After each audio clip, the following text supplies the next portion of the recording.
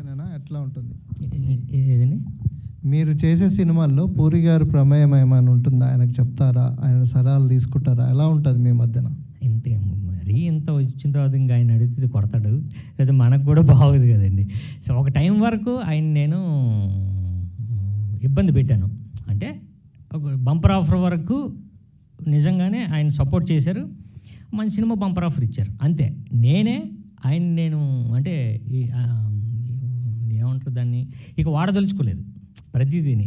So decision ఇప్పుడు trailer పంపించా, trailer చాలా బాగుందిరా అన్నారు. సో ఈ మాత్రం ఒపీనియన్స్ తీసుకుంటాను.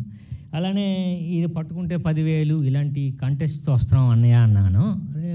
కొంచెం జాగ్రత్త చూడండి రా, ఎందుకంటే చాలా ఇది అంటే మీరు ఛాలెంజ్ చేస్తున్నట్టు ఉంటుంది, దాన్ని మీరు కరెక్ట్గా నిలబెట్టుకోవాలి అని పెట్టేసి మళ్ళీ ఒక 10 minutes తర్వాత ఫోన్ చేశాడు. కాదు అప్పుడు అన్వేషణకి ఇలా జరిగింది అని అదంతా మాట్లాడాడు. సో డెసిషన్స్ ఇలాంటివన్నీ సలహాలు తీసుకుంటానండి, బట్ ఆయన నేను ఎందుకంటే ఇబ్బంది పెట్టను ఎక్కువ నేను. అంటే ఇప్పుడు మీరే చెప్పారు ఆయన సలహాలు, ఆయన ఇన్వాల్వ్మెంట్ ఉన్నంత వరకు బాగా వచ్చిన తర్వాత కొంచెం రాంగ్ ట్రాక్లో పోయినట్టు అనిపించిందా మీకు? మరి అదే సార్ నేనేమంటున్నానంటే, రాంగ్ ట్రాక్ ఎప్పుడు మనం వెళ్ళమండి. ఇప్పుడు నేను చెప్పాను కదండి, ఇప్పుడు నేను రకమైన సినిమా చేశాను, నేను శరత్ కుమార్, మంచి సినిమా, అది రిలీజింగో లేకపోతే ఆ టైమో నాకు కుదరలే. అప్పుడు సినిమా ఫెయిల్ కాదు, నేను ఫెయిల్ కాదు, మేము రిలీజింగ్ ప్రాబ్లం వల్ల ఆ సినిమా మంచి సినిమా ఫెయిల్ అయింది తప్ప అది రాంగ్ ట్రాక్ అని నేను అనుకోనండి. సో నేను ఫీల్ అవుతాను ఏంటంటే సక్సెస్ అంటే ఆయన సలహాలు ఇంపార్టెంట్ కావాల్సింది అని ఆ లోటు ఏమన్నా మీకు కనిపించిందా? అదేనండి నేను ఏమంటానంటే అండి, కథ చెప్పినప్పుడు ఎవరైనా కథ డెసిషన్ తీసుకోవడానికి ఇప్పుడు ఈ కథ ఇదన్నయ్యా, ఈ కథ ఇదనే అంటే నేను డిస్కస్ చేయనండి ఎప్పుడు. బట్ ఒక ట్రైలర్ వచ్చిన తర్వాత ఆయనకు పంపిస్తాను, బాగుందిరా బాగాలేదు, లేదు సినిమా ఆయనకు చూపిస్తాను. సో అలాంటి సలహాలు తీసుకుంటానండి నేను. అది మొదటి నుంచి అయితే నేను మీరు అన్నట్టు నేను థ్యాంక్ యూ. ఎలా బాగుంది భయ్యా, ఇలా జర్కిన్ బాగుంది, జాకెట్ బాగుంది. సో బాగుంది, టీజర్ అంతా బాగుంది. సో అందరూ అన్నీ అడిగేశారు కాబట్టి ఆల్ ది బెస్ట్.